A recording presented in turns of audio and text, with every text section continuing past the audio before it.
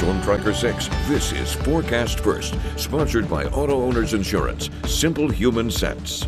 We get a gorgeous look at the sun beginning to set on the horizon over in Grand Ledge. Sky absolutely lighting up in those shades of orange and yellow. Satellite and radar shows there's not much that we have to talk about weather-wise across the region this evening. Most of us still dealing with some widespread sunshine. Temperature-wise, we're at 53 degrees in Lansing and Mason, 54 for our current temperature in Jackson, and over in Charlotte and Coldwater. We'll stay dry and clear overnight tonight, allowing our overnight lows to cool down into the mid-30s. We have a few chances for precipitation to talk about. Not all of it will be rain. 6 News at 5:30 starts right now. WLNS is here for you, celebrating 75 years of bringing you the news with 6 News at 5:30. Right now at 5:32, suspects in a thwarted terror attack in Michigan appear in court. Plus, fun on a Ferris wheel goes horribly wrong for several children. And scientists are going high-tech to try and save the polar bear. Those stories and a lot more, and all in the first 6 minutes. Thank you for joining us this evening. I'm Siobhan Klepfer. Let's go ahead and start that clock. And we begin tonight in Detroit, where 2 men from Dearborn were arraigned in federal court today, accused of plotting a terror attack in Ferndale on Halloween. Mohamed Ali and Majed Mahmoud are among 5 suspects, all between the ages of 16 and 20, mentioned in a criminal complaint filed over the weekend. The names of the others have not been released. Prosecutors say Ali and Mahmoud were planning to attack LGBTQ-friendly businesses in Ferndale on Halloween and were inspired by the terror group ISIS. FBI officials say they were monitoring online chats between the 2 men and others, and they say they seized several AR-15 style rifles, shotguns, handguns, ammo, and tactical vests from searches of the suspects' homes. An attorney representing one of the men taken into custody on Halloween says his 20-year-old client is innocent. A popular LGBTQ+ night spot in Ferndale released a statement on social media saying it was aware of a potential threat, although it was not directly targeted. The statement reads, in part, quote, "It is abhorrent that the LGBTQ+ community would even be targeted, a community that stands for tolerance, unity, and peace. Soho remains steadfast in our commitment to providing a welcoming, inclusive, and joyful environment for all." In Muskegon County, a school bus carrying 3 children crashed this morning in a rural area of Sullivan Township. The sheriff's office there says the driver spun into a ditch and hit a utility pole, bringing down some power lines. The 3 students who have disabilities were wearing seat belts. All 4 people had minor injuries.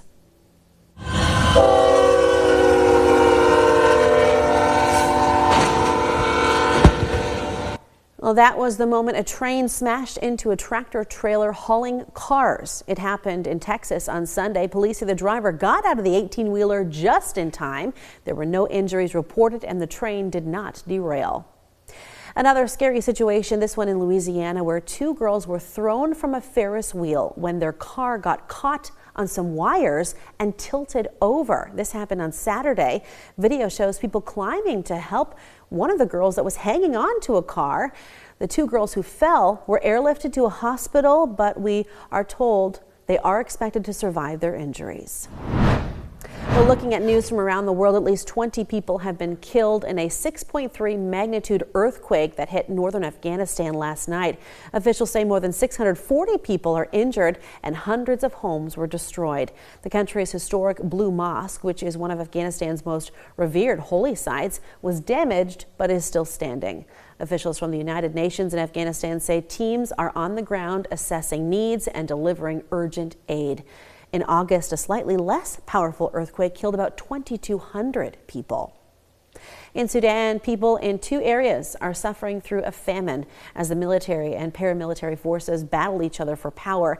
And that famine could now spread to other parts of the country. That's according to a global hunger monitoring group, which released a new report showing 20 other places in Sudan could face famine as fighting in those areas gets worse.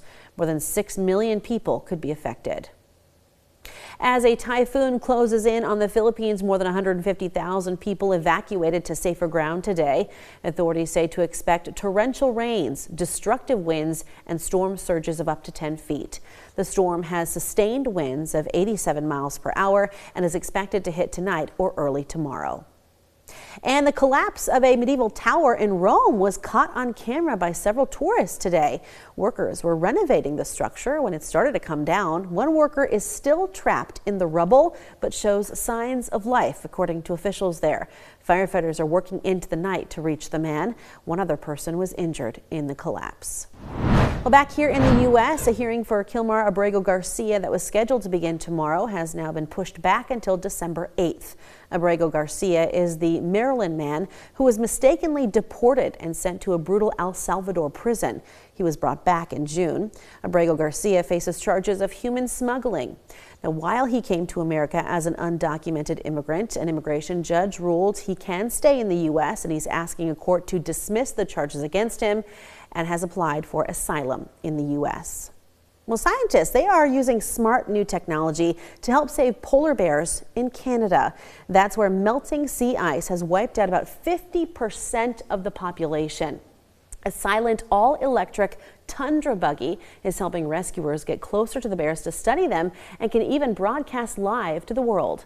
Military-grade radar called BEARDAR can detect polar bears as they get closer to towns, keeping both people and the animals safe. You think a large animal would be very easy to see in a hard target, but that thick fur makes them a very soft radar target. Researchers say polar bears are facing longer ice-free seasons than ever before, making it harder for them to hunt and survive. Well, speaking of humans helping animals, look at this. It's a cat's eye view of escaping a burning apartment building. This video just released by officials in California shows the moment two cats were rescued from a burning building.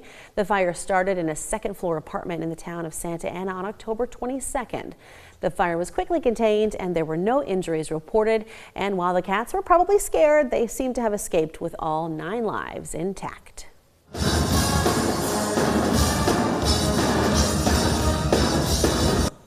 A surprise appearance in Ann Arbor. Red Hot Chili Peppers drummer Chad Smith showed up at the University of Michigan's Band-O-Rama event on Sunday. Smith, who grew up in Bloomfield Hills, was there to announce a new need-based music scholarship for the university.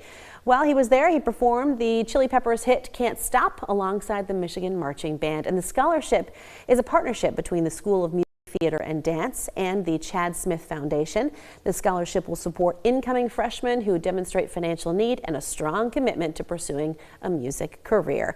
And wrapping up the first 6 minutes of news, the makers of Oreo cookies want you to make room on your Thanksgiving dinner table for a new product. It's a tin of special Oreo cookies that have Thanksgiving-inspired flavors, and those include apple caramel pie, pumpkin pie, cranberry sauce, sweet potato, cream corn, and of course, turkey and gravy.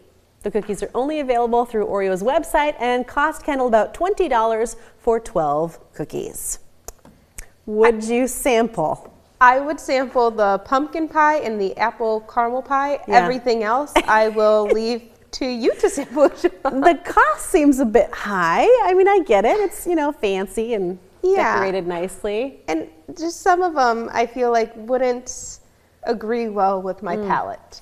I love Oreos, so I would sample probably any Oreo cookie. Okay, then you have to tell me how the turkey and gravy. Oh, I'm not going to buy it. If someone else buys it, I would sample it. Yeah. But turkey I don't know. And gravy. What I do know, Siobhan, is that we do have some cooler temperatures in the forecast and maybe our first few snowflakes of the season in view on the 6+6 day.